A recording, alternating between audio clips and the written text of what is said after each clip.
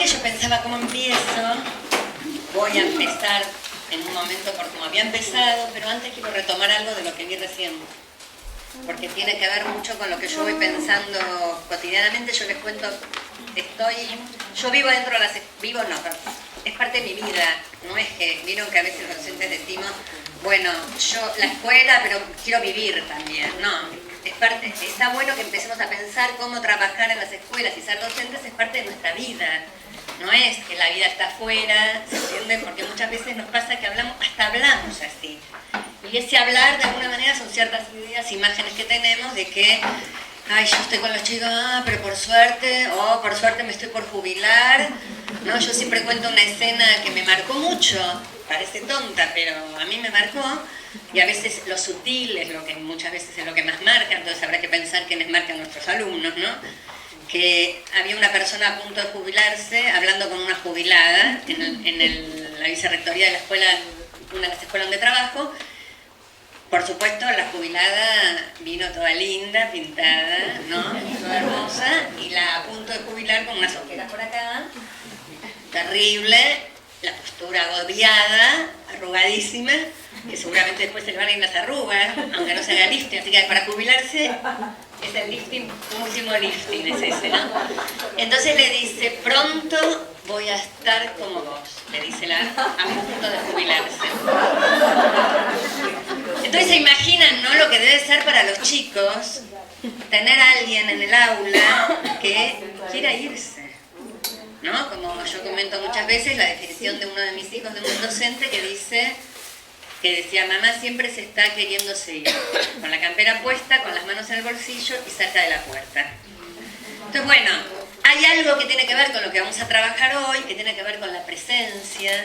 ¿Qué decimos cuando hablamos de presencia, de los modos de presencia, como vivimos en un momento donde se sacude la idea de presencia, porque tenemos el tema de la virtualidad muy, muy fuerte, y sin embargo la presencia no está dada por estar acá, mano, tete a tete, o por la virtualidad o no, sino tiene que ver más con la cualidad de la presencia. ¿Qué ocurre en ese encuentro, sea virtual o presencial, que hace que tenga presencia, que nos deje una marca? Y tiene que ver eso, para mí, por lo menos, que haya pensamiento.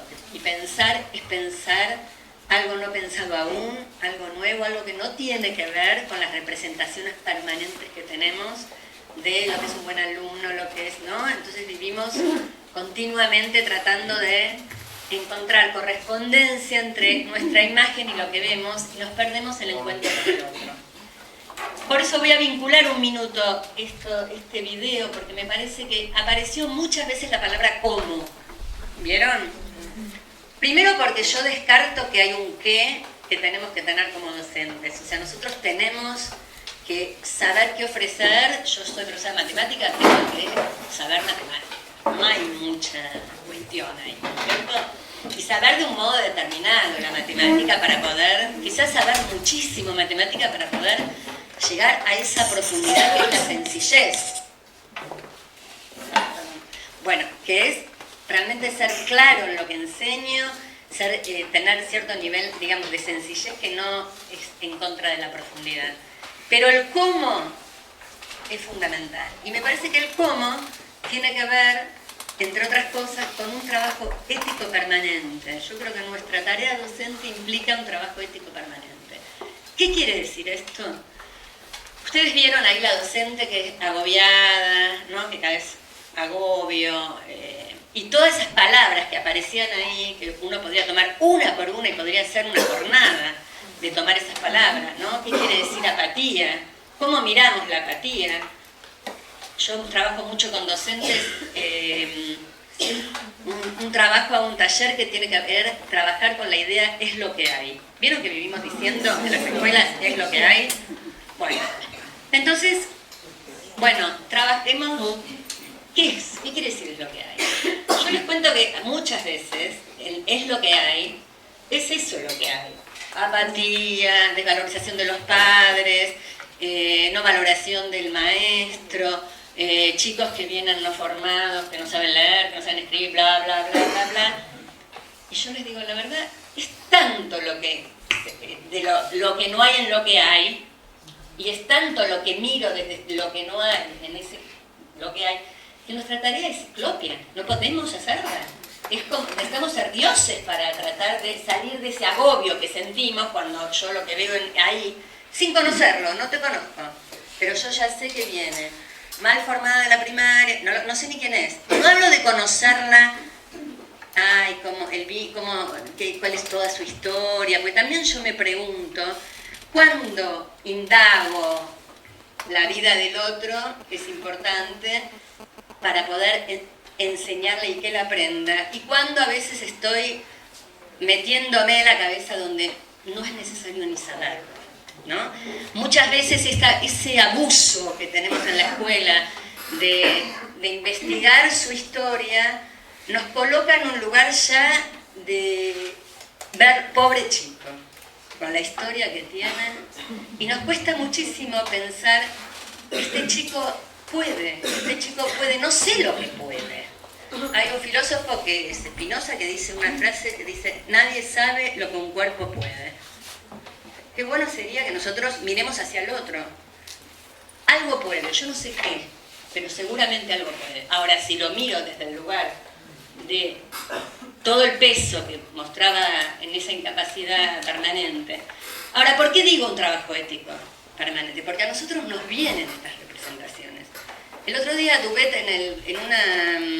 François Dubet, un francés que vino acá, a Tandil, al Congreso de Educación, dijo algo que me pareció muy interesante. En un momento dijo, los docentes añoran un tiempo que a lo mejor ni siquiera vivieron. Miren qué interesante, parece muy sencillito, pero no. Ni siquiera vivieron, es como que las representaciones son tan fuertes, es lo que yo interpreto, a partir de eso que dijo. Las representaciones son tan fuertes en nosotros, tan fuertes, que esperamos encontrar lo que la representación nos dice y no sabemos, no indagamos, no atendemos, no sabemos qué hay ahí, pero ya estamos esperando encontrar otra cosa.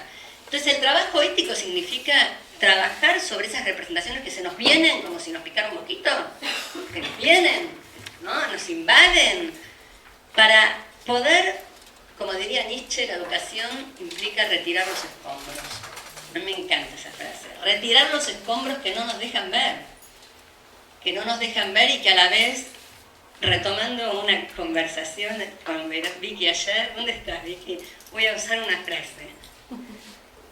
¿Qué retiro para ver y qué velo pongo? Ambas cosas. ¿Qué velos tengo que poner para encontrarme con el otro y no querer ver todo? Que me parece que también es un trabajo ético. Que el otro nos pone, escuchar el límite que el otro pone. Hasta acá quiero que sepas, no quiero que sepas más. Y después lo que nos une, sí o sí, es el enseñar. Nosotros enseñamos y sobre eso no tenemos que renunciar. Bueno, me fui para cualquier lado, nunca voy a llegar a lo que tenía planificado. O no me fui para cualquier lado, porque en realidad tiene que ver con esto de encontrar la propia voz. Yo les cuento que este taller, les hago un breve preámbulo para empezar a avanzar un poquito más, tuvo su origen y fue cambiando el nombre hasta que llegó a que lo pusieron acá, en realidad a partir de un nombre que yo les di, que se llama Los docentes encuentran su propia voz. Y yo lo voy a tomar como el último escalón de una pequeña historia que les quiero hacer.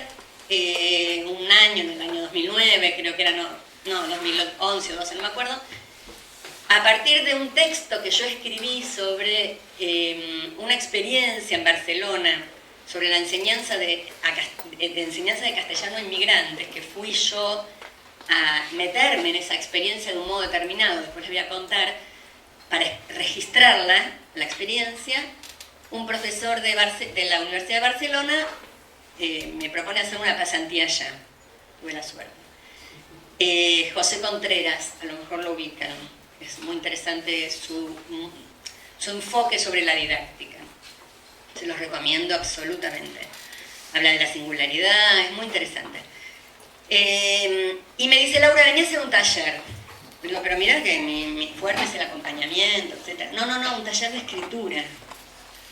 A partir de cómo construiste vos tu texto. Entonces, lo primero que me surge a mí así instantáneamente es decir, poner un título, El encuentro con la propia voz en el texto.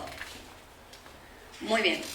La di ahí, bueno, lo di varias veces por distintos lugares, por suerte, y después se fue transformando para trabajar, porque me parece que, como diría una compañera mía de la escuela que me dice, lo que insiste busca existir.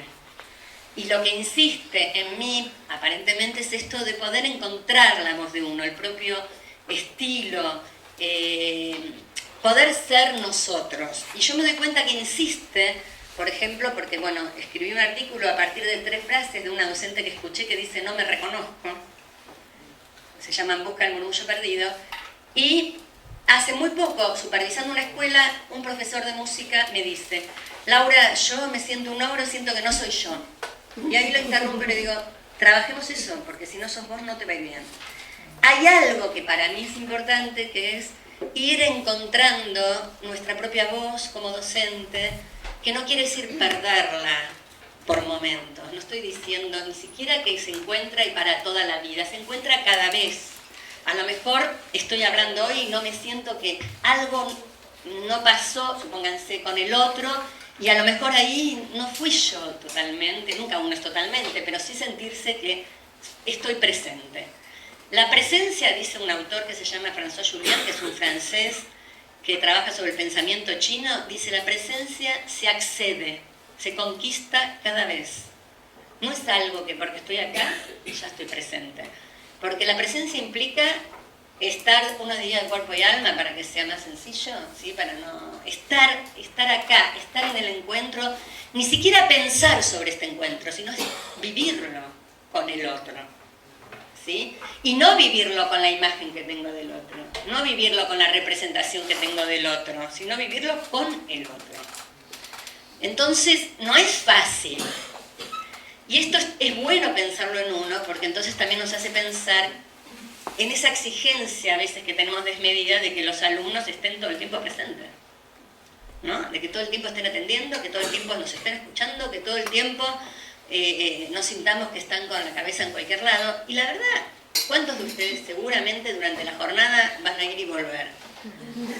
¿No es cierto? ¿Y cuántas veces, diría algún autor, leer es levantar la vista y pensar en otra cosa? ¿Cuántas veces algo de lo que pasa acá los ayuda para agarrarse e irse para otro lado? Y pensar otra cosa. O sea que la presencia son modos de presencia, y no hay un modo fijo determinado, pero sí implica poder encontrarse con lo que sucede y dejar que sucedan determinadas cosas y dejarse llevar por eso que sucede. Eso se conquista, ¿no? Montaigne decía, cuando duermo, a mí me encanta esta frase porque, a ver, un paréntesis, como digo yo, uno a veces trabaja con lo que le cuesta a uno, porque hay que conquistarlo, es un trabajo. Cuando duermo, duermo, cuando bailo, bailo. Cuando enseño, enseño, debemos preguntarnos. No todo el tiempo, porque entonces vamos a entender que el alumno no va a estar todo el tiempo ahí. Y dice, me gusta traer cosas que me ayudan a pensar. Dice Gilles Deleuze, que es un filósofo que daba clases maravillosas, 300 alumnos ahí, y decía, no me importa que estén durmiendo, en algún momento se van a despertar, cuando sea el momento preciso para él. Pero nosotros estamos siempre muy preocupados porque el otro esté ahí presente. Y en esa preocupación porque el otro esté presente, restamos nuestra propia presencia. Porque nos vamos de lo que hacemos para tratar de que el otro esté. Y el otro va a estar si quiere estar. No hay manera, aunque querramos. Podemos sí ayudar a que el otro esté, generar las condiciones. Yo vengo acá y no sé, y hablo todo así, a lo mejor mi voz, hablando de la voz, no trata de atrapar algo del otro. Es probable que no nos ayude demasiado a estar acá. También si lo que digo, porque yo recuerdo un docente, Nicolás Casullo se llamaba, que siempre yo le hago un homenaje en mis cursos porque para mí fue uno de mis mejores docentes de la maestría, que ya murió, que el hombre llegaba y cualquiera diría más las, digamos, ¿cómo se dice? Las teorías en boga, ¿no? Qué tradicional, cosa que yo la palabra esa no me gusta en el sentido de que se usa muy peyorativamente. A mí no me dice nada la palabra tradicional, ¿sí? Este hombre venía, se paraba, el pelo le tapaba los ojos, adultos, ¿no? Éramos. Y podríamos decir que ponía un grabador, no lo ponía, y empezaba a hablar. Pero narraba de tal modo que yo me iba con él. Él ni sabía que yo me iba con él. A ver, claro, no tenía idea. Pero como para mí dar clase es tirar hilos y tratar de hilar el otro con lo que está sucediendo ahí, para mí era extraordinario, porque yo me trasladaba y me olvidaba. Por eso para mí hay algo del olvido también en la enseñanza, por instantes, pero hay algo del olvido, de olvidarme que son las 10, son las 10 menos cuarto, que tengo que ir después a buscar a mi hijo, que más tarde tengo que no sé qué, que está lloviendo, que estoy en Tandil, yo estaba en Paraná. Me olvido. Y estaba en Francia, caminando con Le Flaneur, que es el que vaga por las calles de París. ¿Imaginan qué belleza? Bueno, ese era uno de mis mejores profesores y no hacía más que hablar, pero hablaba de un modo determinado, ¿sí? Entonces, bueno, ¿cómo fue cambiando el nombre de este taller? El encuentro con la propia voz en el texto, que lo di a doctorandos en Barcelona. El encuentro con la propia voz, de la práctica a la escritura, de la práctica educativa a la escritura y de la escritura a la práctica educativa. Y acá me lo sintetizaron o no sé qué, como era que ya no, los docentes encuentran su voz. Como para mí el tema se trata de encontrarlo, y voy a explicar por qué la palabra encuentro y no buscar, sino encontrar. Punto 1. Y punto 2, ella quiere que yo me acuerde el nombre, poneme ahí la palabra porque me olvido. No, ya sé, sí. Y punto 2, no es una ponencia, porque yo creo que la voz nadie la puede encontrar por otro. ¿Sí? Nadie puede hacer ese trabajo por otro. Es singular, cada uno. Y que es en un trabajo permanente. Uno se topa con esa voz. Miren, yo estudié canto muchos años y una vez la profesora me dijo, después de muchos años, ahí está tu voz. Ajá. Entonces, ¿cómo sería eso? Digo, yo pensé, ya mi voz, la otra, ¿qué era? O sea, que hay algo del trabajo sobre la voz para que tiene que haber en este sentido. La voz es el cuerpo del lenguaje, es lo que hacen en la oralidad. Podemos decir que tiene que ver con el tono, con la musicalidad, ¿no? Que uno no habla igual a un amigo, tiene que ver con captar la atención del otro. En la oralidad usamos muchas palabras que no tienen sentido, ¿no? Escuchás, que no es que tiene un significado, sino lo que busca es que el otro esté, ¿sí? Ese cuerpo de la voz busca atrapar al otro. Y en la escritura, también no hay escritura sin cuerpo, una escritura que hablamos no de transcripción, ahora quiero que tomen esta diferencia entre transcripción y trazar. ¿Cuál es el cuerpo de la escritura o la voz de la escritura? Que también busca que el otro lea, que el otro... Tiene que ver con la singularidad de ese texto, la presencia de ese texto, y está dado fundamentalmente por lo que algunos llaman el ritmo. Y el ritmo tiene que ver con el movimiento de las palabras, no con la métrica, sino con la melodía, cómo uso yo las palabras, cómo las combino, cómo suenan al escribirlas y al leerlas. Uno podría con eso diferenciar un texto de otro, un autor de otro, ¿no es cierto? Aunque todos tenemos el mismo aparato fonador, exactamente igual, nadie tiene una voz igual a la otra. En el texto, ¿cómo hacer para poder estar presente? Y realmente que esté ahí, que estemos nosotros en ese texto.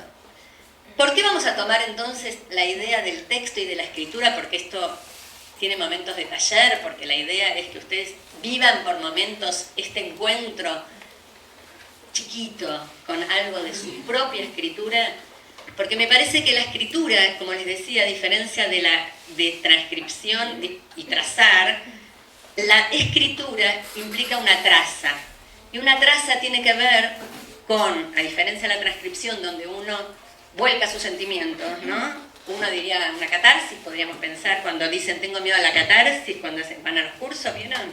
Cosa que a mí no me da miedo, porque lo que se trata es trabajar eso, sentimientos, emociones, para convertirlo en pensamiento. Eso es una traza en la escritura, una escritura que nos desaliena de alguna manera. ¿Por qué? Porque nos hace conocernos un poco más a nosotros mismos, ¿sí? a diferencia de la transcripción, que no es más que volcar un sentimiento o una idea de otro. Entonces, pensemos la idea de texto. Texto quiere decir tejido. Pensemos el aula también, si queremos continuamente ir y volver a la escuela, si dar clase, de alguna manera, no es armar un texto. Y, por lo menos para mí, que me pregunto muchísimo, ¿cuál es el plus de una clase? Porque los chicos van a la escuela, me pasó con un chico en cuarto año. ¿Qué tal, Juan? ¿Cómo va? ¿Qué tal los otros docentes? Yo estaba observando una clase. No sé, Laura. Digo, ¿pero vos no estás acá? Sí, pero yo leo las fotocopias y ya está. Un chico que para cualquiera diría un docente que apático que es. O sea que para mí me pone nerviosa. El verbo es y el punto en apático. Porque en todo caso, apático para mí, en este momento, ¿no? Con esta materia. El chico leía Nietzsche, tocaba el clarinete, o sea que de apático, si pensamos en la cosa general, no tenía nada. Pero la escuela le pasaba por un costado, ¿sí? No había un plus, algo que si yo me perdí la clase, me perdí algo. ¿Cuál será ese plus que tiene que tener una clase para decir si yo no estoy, algo me pierdo? ¿Qué dirán? ¿Qué dirán? ¿Cuál es? La propia voz ligada a que sí. ¿La propia voz de quién? Ligada a la presencia. A la presencia, a la propia voz del docente y del alumno que se entrama. Y algo fundamental para mí que es el pensamiento, pensar. Si no hay pensamiento en una clase, que no quiere decir necesariamente que el otro esté hablando todo el tiempo, esa es otra idea que a mí me pone loca. No participa en clase. ¿Por qué tiene que hablar si el chico es tímido, no quiere hablar o no quiere?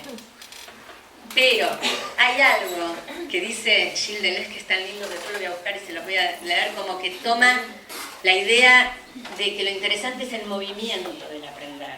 Entonces, si uno ¿qué recuerda? Hagamos ese ejercicio a veces. ¿Qué recuerdo de mis mejores docentes? Es bueno recordar. Yo, este profesor Casullo, no me acuerdo tanto lo que él dijo, pero me acuerdo mi posición de ser oyente, de disfrutar de escucharlo. Hay otro filósofo que dice, agradezco a mis docentes el haber aprendido a ser oyente. Es maravilloso si nosotros podemos enseñar a los alumnos a ser oyentes. Y ahí no estoy hablando de que hablen, ¿no? Así que, bueno, entonces, como van a tener que también trabajar ustedes, yo voy acortando. A ver, Laura, ¿sí? Rapidito, porque no hay tiempo. Poneme el primero. Vamos a hacer un pasaje rápido de un power primero. El primero es el del medio, no, el otro, claro. ¿Cómo vas a saber que el primero es el del medio? No entiende que el primero es el del medio, esta mujer. Bueno, se llamaba así, ya lo podemos poner miles de nombres, no importa qué nombre tiene ya. Pero sí tiene que ver con esto de realmente trabajar en ese encuentro con la voz. Piensen que nosotros nacemos rodeados de voces y las voces nos van conformando y nos comunicamos y somos por la voz, ¿no es cierto? Somos seres humanos a partir de esas voces que nos van, voces que nos acarician, voces que nos gritan, voces que nos hacen muchas cosas. Entonces la gran pregunta sería, ¿se trata de estar solo en cuál es mi voz, o en realidad en ese entramado de voces poder reconocer mi voz?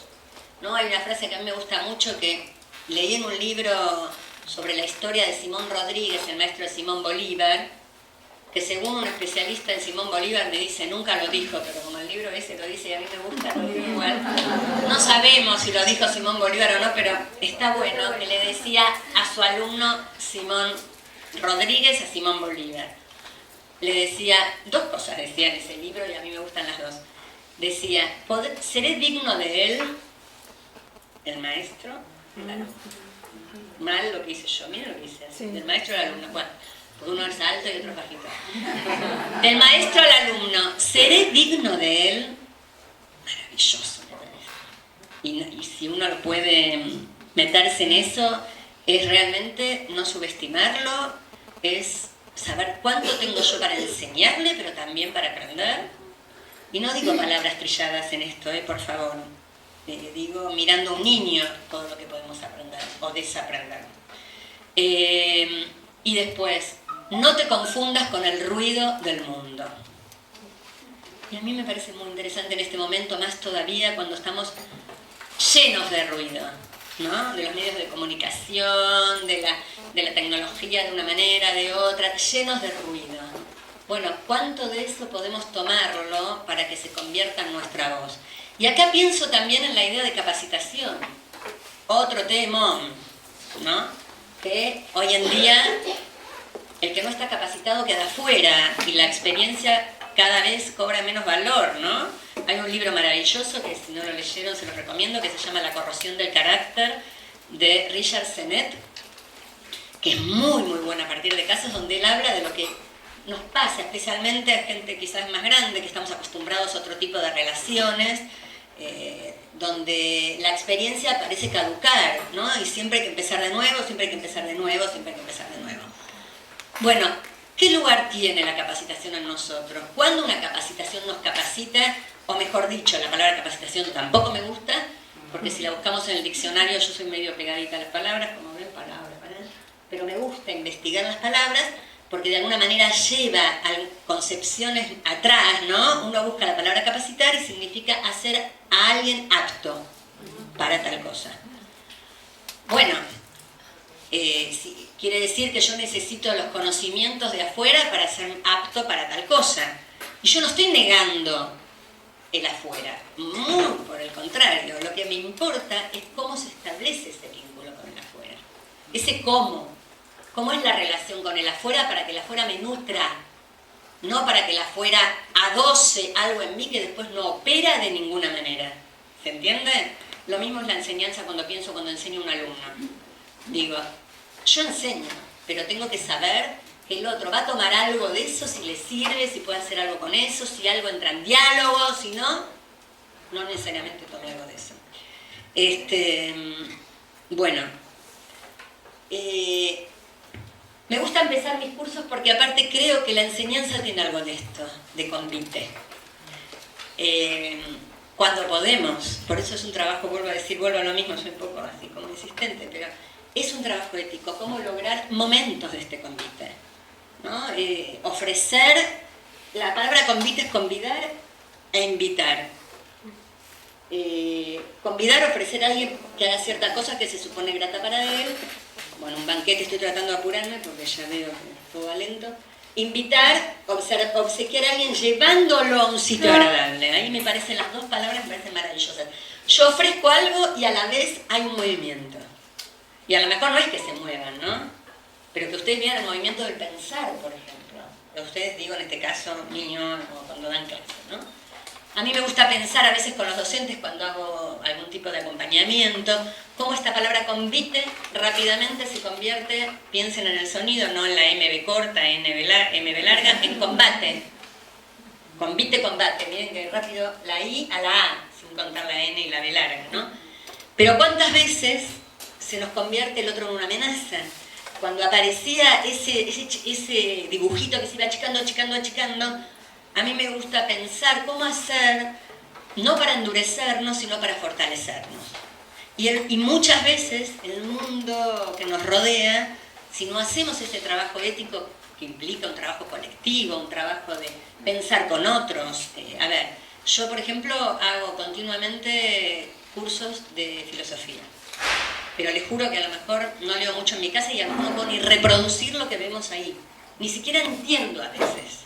Y ahí dicen, no importa que no entendamos nada, nos entra por algún lado, pero porque me ayuda a pensar de otra manera, a no endurecerme, y todo lo contrario, a fortalecerme desde el lugar de la sensibilidad, a estar más sensible para estar en contacto con el otro.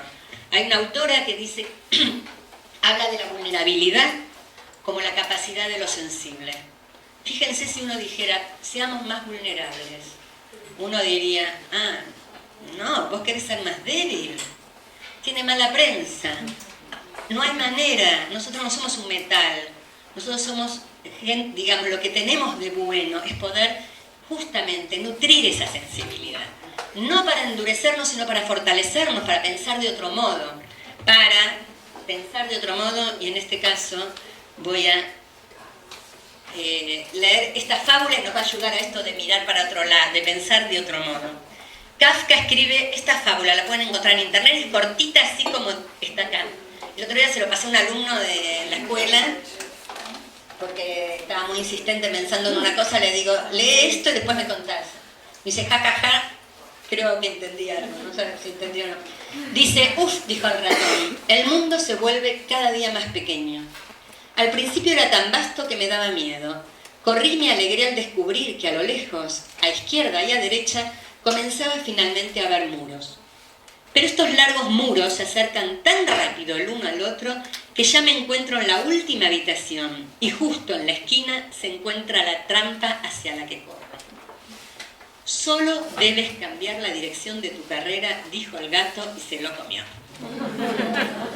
A ver, un minutito. ¿Qué leen acá, si lo piensan en qué les resuena a ustedes en esta fábula?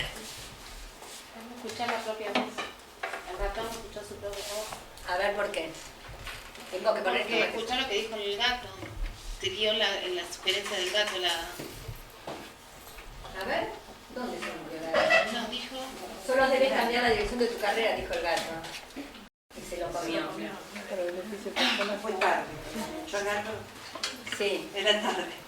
Pero, Que hay que mirar para muchos lados. tal cual, de que muchas veces tenemos una mirada insistente y pensar es mirar para otro lado, es saltar a otro lado, es abrir mundos. Y yo en esto quiero tomar la escritura, cómo la escritura nos permite inventar mundos. No para huir de nuestro mundo, sino para hacer huir un cierto mundo, ¿sí?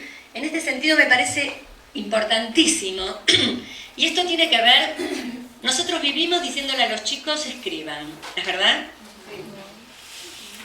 Miren, hace poco estaba supervisando una situación de un 7º grado, fue muy interesante porque me llamaron en octubre del año pasado para decir los maestros no aguantan más a esos chicos, no nos aguanto más, nos aguantamos más, estos pibes son terribles, bla, bla, bla. Termina el año, falta un mes y medio, se van de la escuela y la verdad que es una pena. Y yo dije, bueno, gran desafío, ¿qué hacemos en un mes y medio? Hicimos un trabajo excelente. Bueno, el año pasado vino alguien a contarlo acá sobre ese trabajo, porque pero en febrero, ¿no?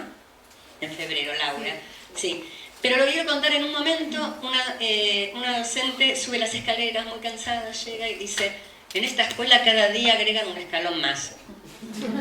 Le digo, hermoso para empezar un escrito, un cuento.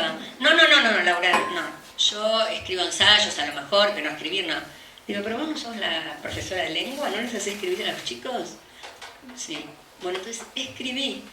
Escribí vos, Laura, escribo yo, y en eso entra la de matemática pobre, y ligó a escribir. Ahora, lo que escribieron, ellas se descubrieron de esa potencia, que es lo que quiero que avancemos un poco.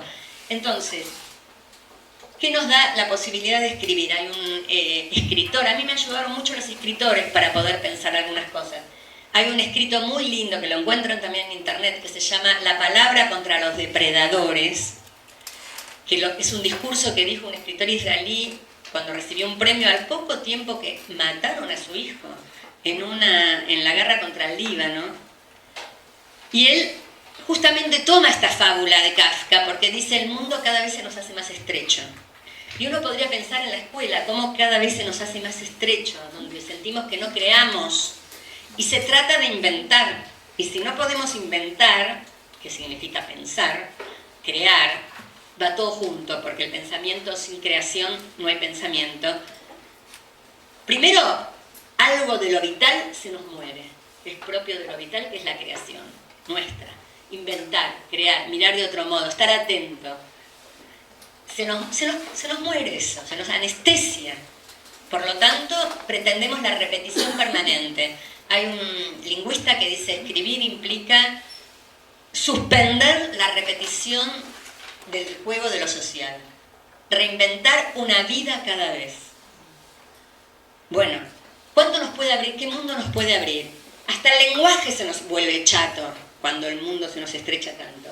Y dice, el gran misterio, la gran alquimia de nuestras acciones, en cierto sentido, en cuanto aferramos la lapicera o tecleamos en la computadora, miren qué interesante esta frase, dejamos de ser víctimas indefensas de aquello que nos ha sometido. Imaginen a los pibes escribiendo, a nosotros escribiendo, para sentir, diría una persona, otra que les recomiendo, Michelle Petit, que es una persona que trabaja mucho sobre el tema de la lectura en los jóvenes, una francesa, y ella dice, hablando de chicos que leían en sectores de mucha violencia y mucha precariedad, por lo menos dejaron de ser un poco rehenes. Y bueno, ¿cuánto nos puede abrir, no?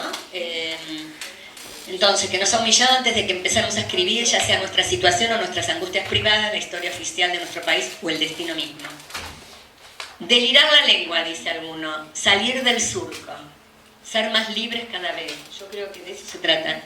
Escribimos, el mundo no se cierra sobre nosotros, qué suerte tenemos, el mundo nos hace cada vez más estrecho, y esto que les decía, dejar huir un cierto mundo, me apuro, pues no sé qué hora es. ¿A dónde? Ah, tu reloj. ¿Qué tal? Bueno, entonces, ahora sí, recién empezamos, pero quedan 2 horas y nada más. Todo va a ser un poquito de lo que hoy les voy a ofrecer. Yo había puesto ahí degustar. Este convite es una degustación, catar. Yo les propongo catar un poquitito algunas cosas que yo les cuento, más algunas cosas que ustedes van a vivir. No mucho más conmigo, este ratito. Entonces, ¿cómo escribimos? Y acá pienso cómo enseñamos, esto que hablaba de la narración. ¿Por qué levanto la narración frente a otro tipo de escritura? O otro tipo de pensar, de hablar. Voy a poner un ejemplo, y perdón que yo quiero, no pierdo tiempo dando ejemplos, porque quiero que vean de que yo estoy en las escuelas, entonces estoy tomando ejemplos de adentro de las escuelas que nos pasa todos los días y que los podemos pensar de otra manera. Cuando yo me reuní con estos docentes de esta escuela que le cuento, de estas que les hice escribir, surgió en un momento hacer con los chicos un almuerzo de despedida, y habíamos pensado, los docentes, los chicos y los coordinadores, juntarse alrededor de algo que los reúna. Entonces dijimos, bueno, ¿qué puede ser algo que los reúna? ¿Qué podemos pensar? Por supuesto, nos llevó 1 hora reloj a los coordinadores y a mí llegar a esta pregunta de 3 palabras. Quiero decir, empezamos siempre con lo más complicado. Evaluemos tal cosa, tal otra, porque no, ¿sí? Y nos llevó un buen 1 hora, reloj en serio, hasta llegar a decir, ¿por qué no nos preguntamos todos? ¿Qué pudimos aprender? 3 palabras. ¿Qué pudimos aprender? Se sentaron, yo no estaba porque yo era una asesora externa, los coordinadores, los maestros y los chicos. Hicieron su almuerzo, todo bien. Cuando yo llego a hablar con ellos, ¿qué tal fue el almuerzo? Una me dice, bueno, porque estos chicos son muy maduros, porque no los califiques. No, ese es un trabajo ético, porque tendemos a calificar, tendemos a salir de la situación para decir, este grupo, y ella no estuvo en el almuerzo, sí estuvo en el almuerzo, y yo salí para caracterizarlo, ¿me siguen? Esto nos pasa todos los días, ¿eh? Y porque quinto A es terrible. Y es terrible cuando yo estoy con ellos, ¿qué pasa ahí? Digo, o son un ente que existen más allá. Sí, son un grupo que tiene sus características y entre ellos se relacionan, pero también estoy yo ahí como alguien que me meto y armo relaciones. ¿No? Hay una persona que el otro día le decía a mi profesor de gimnasia en el parque, que voy a correr 2 veces por semana, que me encanta esa persona porque me saca con la cabeza para otro lado, y le digo, no se puede cambiar al otro, pero sí la relación con el otro. Dice Nuria Pérez de Lara, sencillo parece, pero a ver, no podemos cambiar al otro, pero sí la relación con el otro. Entonces, sale de la escena este grupo, yo digo, no me digas cómo caracterizando al grupo, contame, narrame el almuerzo. Cuando narra el almuerzo, sale una potencia de ahí, de lo que los chicos pensaron, de lo que los chicos dijeron. Yo no me detuve a explicar, a llenar el discurso, ¿no? Nosotros no nos damos cuenta, ¿eh? A veces creemos, son gestos sutiles los que a veces no nos damos cuenta que se nos filtra y vamos para ese lado donde criticamos al mundo porque los docentes que homogenizan y qué sé yo, y nosotros sin darnos cuenta en esas sutilezas se nos va. Después si hay tiempo les voy a contar que estoy trabajando asesorando por Skype a unas chicas de Río Negro Y estuvimos trabajando sobre eso, sobre esos lugares sutiles donde se nos va lo que no queremos que se nos vaya, pero no nos damos cuenta. Entonces, ¿por qué levantar esto? Benjamin, en un artículo que también les recomiendo, que se llama El narrador, dice que Heródoto en sus historias no explica nada, su informe es absolutamente seco. Por ello esta historia, y ahora les digo cuál, aún está en condiciones de provocar sorpresa y reflexión. No la voy a leer para hacerla más rápido. Cuenta Heródoto, estamos hablando, no sé, 400 a.C., yo qué sé cuándo, bueno, ¿sí? Una historia de un rey persa que vence al rey egipcio y le organiza para hacerlo sufrir más, un desfile donde pasan sus hijos, lo están por ir a matar, así que pasan en un desfile, y el rey mirando el desfile, viendo pasar a su hijo, a su hija, y el tipo con la cabeza agacha, no se mueve, queda inmutable, y en eso pasa el criado, y empieza a temblar y a gritar. Y la historia termina ahí. Él no explica por qué, dice Benjamin, por qué cuando pasa el criado le pasa eso y no cuando pasan sus hijos. Uno diría cómo. Esto permite que lo lee Montaigne mucho tiempo después y dice, pero claro, pasa por tal cosa, tal otra, da su lectura, se mete en ese agujero que deja ese texto. Venimos nosotros a leer y decimos otra cosa, depende de lo que cada uno arme, interrumpe ese texto para armar su propio texto. Pensemos si la enseñanza no tiene un poco de esto. Si no tenemos algo de narración para dejar agujeros, para que el otro pueda armar su historia, difícil enganchar al otro. Es esto de la voz que engancha al otro, ¿sí? Entonces, ¿cómo es nuestra voz en este sentido? Bueno, no, esto no.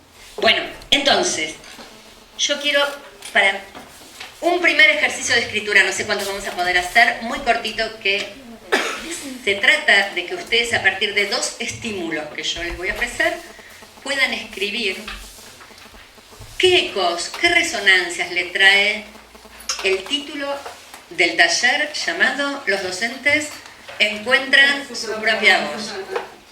¿Está? Solo tienen que escuchar primero algo que voy a leer yo, después les voy a poner una canción y después les voy a dar solo 7 minutos.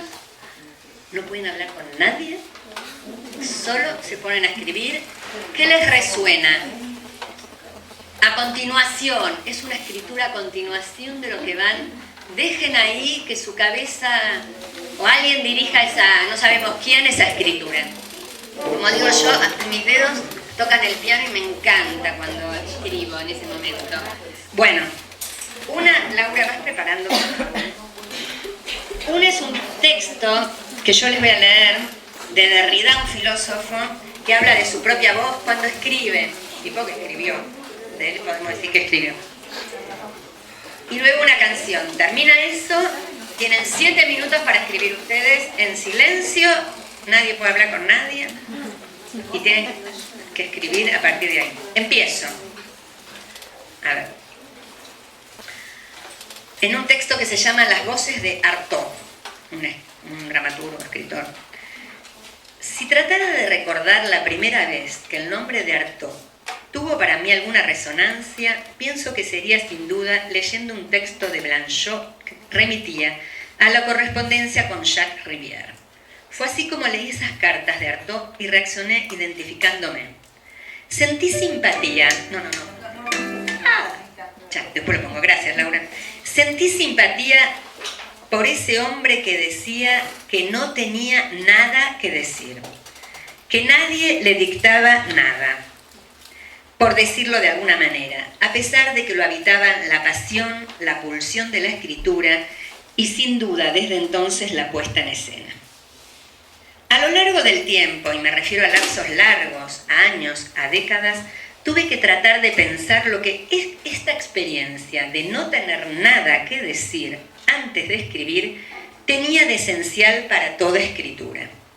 En cierta forma, la responsabilidad de la escritura, de lo que llamamos creación en general, se vive como algo hueco, proveniente de un vacío. De tal forma que en el fondo lo que habría que decir no existiría antes del acto de decir, porque si el contenido de lo que estuviera por decirse fuera previo, no habría por un lado responsabilidad que asumir, no habría riesgo, y por otro, veríamos reconstituirse al mismo tiempo la dicotomía y la jerarquía entre el autor, el texto y la escena. Nada que sea anterior al acto, al gesto, existe. Así se trate de escribir, pensar o actuar. Entonces, ¿por qué me identifiqué con Artaud en mi juventud? Durante mi adolescencia, que duró mucho tiempo, hasta los 32 años, empecé a sentir pasión por la escritura, sin escribir. Tenía una sensación de vacío. Sé que es necesario que escriba. Sé que quiero escribir, que tengo cosas que escribir, pero en el fondo nada tengo que decir que no se parezca a algo que ya ha sido dicho. Recuerdo que cuando tenía 15, 16 años creía que era proteiforme. Podía adquirir cualquier forma, escribir en cualquier tono, a sabiendas de que nunca sería realmente el mío.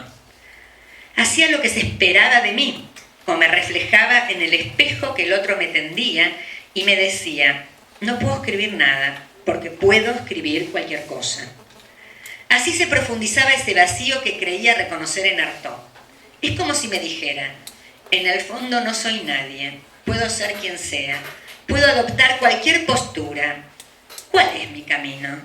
Entonces, ¿cuál es mi voz? Aún ahora, cuando voy a escribir alguno de mis textos, se me sigue apareciendo la misma blancura, la misma desesperanza, la misma sensación de impoder. Nunca lo voy a lograr, me digo, incluso si se trata de cosas modestas, así sean 4 páginas. Es una sensación que no se me quita, aun cuando pase, y con razón, por ser alguien que ha escrito mucho.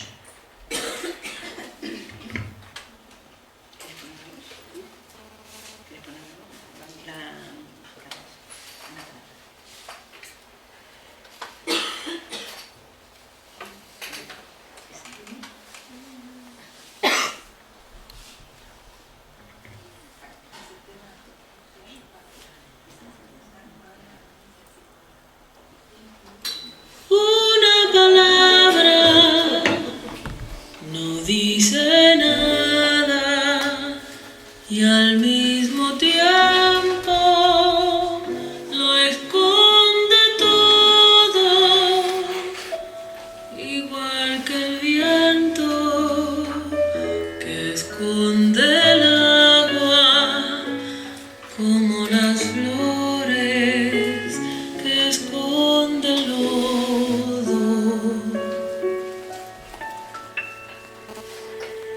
Una mirada no dice nada y al mismo tiempo lo dice todo, como la lluvia sobre tu cara o el viejo mapa de algún tesoro, como la lluvia sobre tu cara o el viejo mapa de algún tesoro.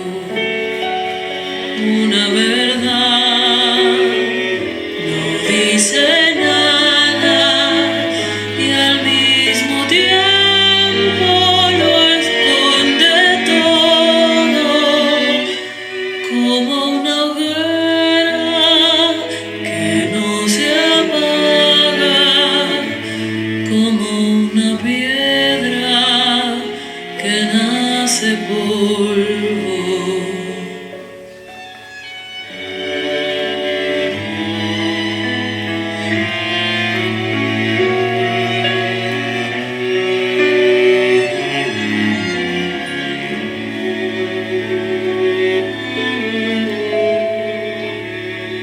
Si un día me faltas, no seré nada y al mismo tiempo lo seré todo,